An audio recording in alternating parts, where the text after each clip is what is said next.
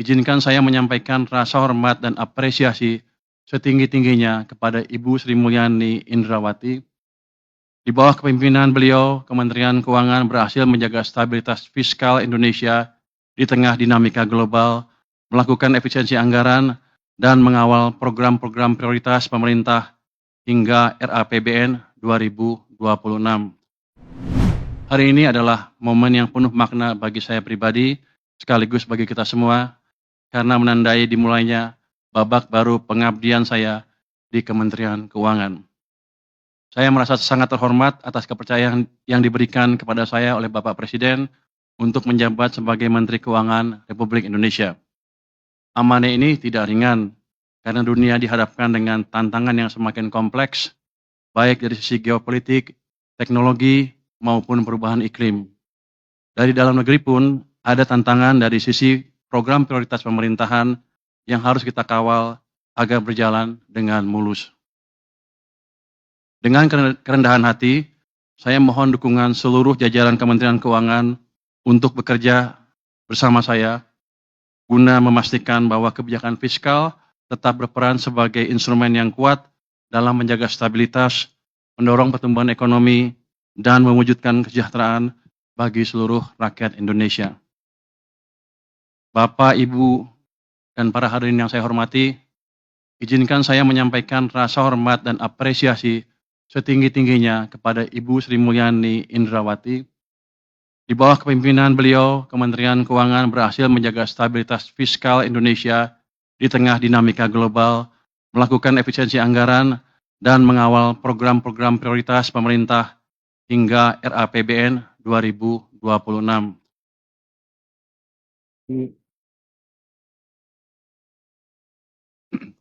Selain itu, transformasi kelembagaan yang beliau jalankan, mulai dari restrukturisasi Direktorat Jenderal hingga pembentukan unit-unit baru, adalah fondasi penting yang akan memperkuat Kementerian Keuangan menghadapi tantangan masa depan. Integritas, profesionalisme, dan reputasi internasional yang beliau bawa telah menjadi teladan bagi kita semua, sekaligus menjaga kredibilitas Indonesia di mata dunia. Untuk itu, saya atas nama pribadi dan seluruh jajaran Kementerian Keuangan mengucapkan terima kasih sebesar-besarnya kepada Ibu Sri Mulyani.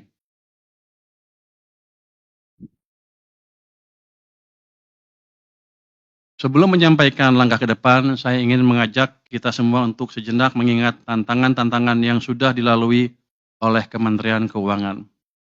Tantangan terbesar adalah pandemi COVID-19. Saya yakin semua masih ingat pandemi COVID-19 yang awalnya adalah krisis kesehatan, kemudian berkembang menjadi krisis ekonomi. Lalu terjadi juga perang di Ukraina yang membuat tantangan perekonomian global semakin berat.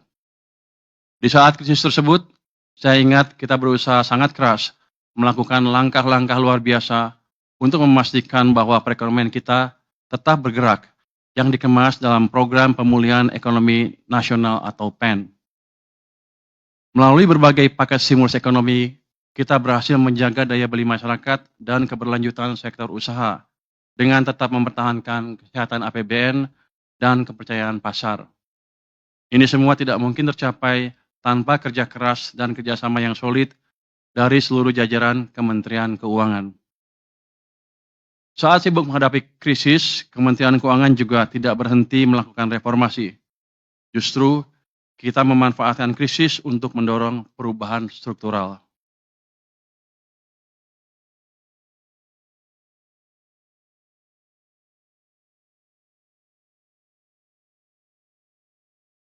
Beberapa revisi undang-undang krusial pun lahir, di antaranya Omnibus Law Undang-Undang tentang Harmonisasi Peraturan Perpajakan, Undang-Undang tentang Hubungan Keuangan antara Pemerintah Pusat dan Pemerintah Daerah, dan Undang-Undang tentang Pengembangan dan Penguatan Sektor Keuangan.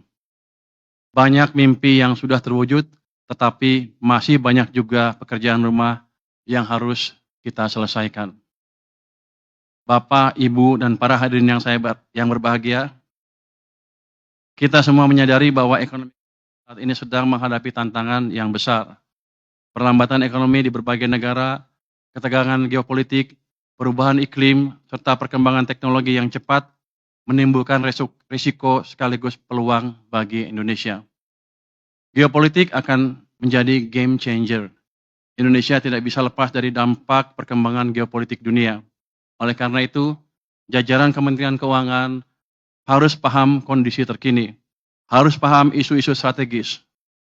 Dalam menyusun kebijakan, kita tidak boleh naif. Jangan sampai fokus ke isu kecil yang justru menghambat kebijakan strategis.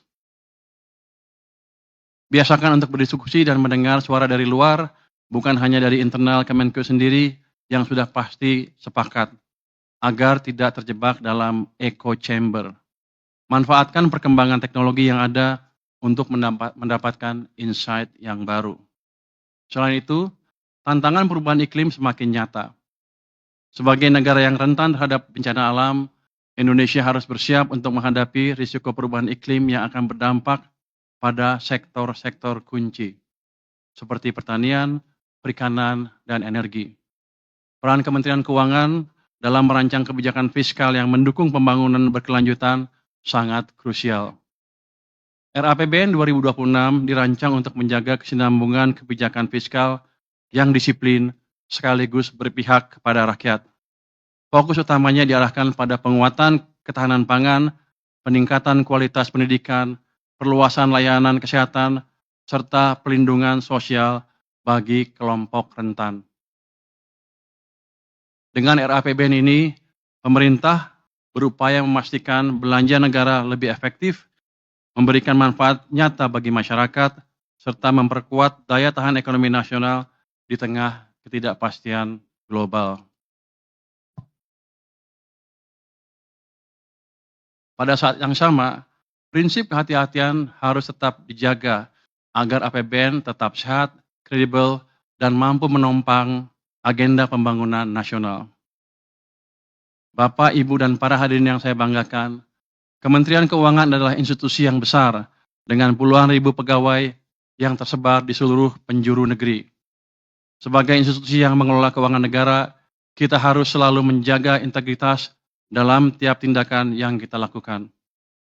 Setiap rupiah yang kita kelola adalah uang rakyat, dan kita memiliki tanggung jawab besar untuk memastikan bahwa uang tersebut digunakan dengan sebaik-baiknya untuk kepentingan rakyat. Dalam menghadapi masa depan yang penuh tantangan, integritas adalah hal yang tidak bisa ditawar. Kementerian Keuangan harus tetap menjadi institusi yang dipercaya oleh masyarakat. Oleh karena itu, kita harus menjaga agar setiap tindakan kita selalu berdasarkan prinsip-prinsip tata kelola yang baik, transparansi, dan akuntabilitas. Sebelum menutup pidato ini, saya mengajak seluruh jajaran Kementerian Keuangan untuk menjaga semangat pengabdian, bekerja dengan integritas, dan memperkuat rasa kebersamaan. Kita adalah penjaga keuangan negara, dan keberhasilan kita akan menentukan kepercayaan rakyat kepada negara. Sekali lagi, dengan penuh kerendahan hati, saya memohon dukungan dari seluruh pegawai Kementerian Keuangan, karena saya percaya bahwa hanya dengan kerjasama, sinergi, dan ketulusan, kita mampu menjalankan amanah besar ini. Semoga Allah Subhanahu wa Ta'ala senantiasa memberikan bimbingan dan kekuatan kepada kita semua. Wassalamualaikum warahmatullahi wabarakatuh.